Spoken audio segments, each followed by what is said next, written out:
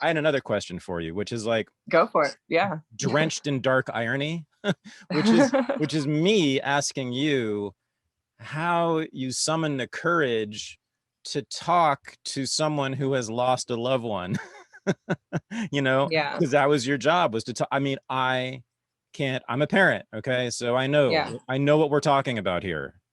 Hmm. How on earth, Laney, do you do and courage? I can't even comprehend that as a job, as your job, to do this on a regular basis, to go talk Hmm. to and then have as your mission, your job, you know, to make them feel better about the worst thing that can Yeah. happen to anybody. How Yeah. please tell me, how do you do that? It's, I wish I had just a straight answer for you. Honestly, it's all about just, it's not even about what you say. It's just, it all comes back to holding space. Yeah. It's Okay. just helping people who are going through loss not feel so alone. Mm. Connect. Obviously, there's practical things you can do, like if a mom's grieving and her breasts are engorged and she's got milk for a baby that is no longer there. There are things you can do if she's not. A lot of moms are willing to pump and continue to pump, to donate that. I've also done that in surrogacy, which we can talk about later, but Mm. Mm. helping get her to the right lactation support to help dry her milk up if that's what she needs to for her healing in that process, or whether that's you know like just simple basic things. Moms can't even take care of themselves after they lose a baby, like they don't get out of bed, like they don't eat, like just making sure they're the most basic things and needs are being met. Because when you go through a life altering experience like losing a child or pregnancy, you're not doing well. You're not doing okay.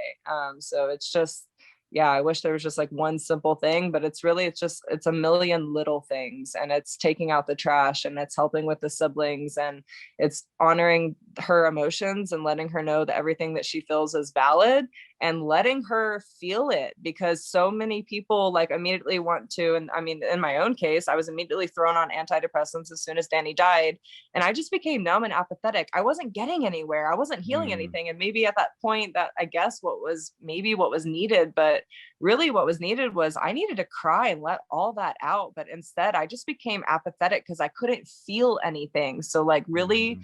honoring a woman's process of what she's going through, to allow her to feel that, to allow her to cry it out. If that means she has to hit and scream and kick, like do whatever you need to do. Like that is okay. And that is Mhm. encouraged. Like, and Mhm. it's not going to look the same for every woman. I mean, it doesn't look the same for anybody. Grief is so personal.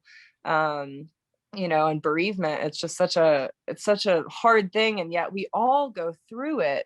I mean, we don't all necessarily lose a child, but we all experience death. We're all personally going to die. We're only here temporarily, but we all are going to go through watching our loved ones pass. Hopefully that's at the end of our lives that our parents are passing, grandparents and things like that, but that's not always the case. My best friend who's been supporting me through my loss for the last few years, his dad died when he was 3 years old, just like Emery. And so it's like I feel like Mhm. people go through what they go through, but they can then use their testimony and show up to help others. And that's just kind of what I feel called to do. Like I'm constantly like, why, what am I here? Like, man, I don't know what I have done in like another life or whatever it is to like have made me gone through so many horrific things. Because losing Danny is, yes, it is horrific, but I've gone through a lot of stuff in my life, and I didn't have an easy childhood. I've been through a lot of abuse, and I just like am constantly, like, what the hell did I do to deserve any of this? But if I can use my testimony and my story to reach even one person, to give them hope and courage to move forward and to know that they can find healing, then I've done my job. Mhm.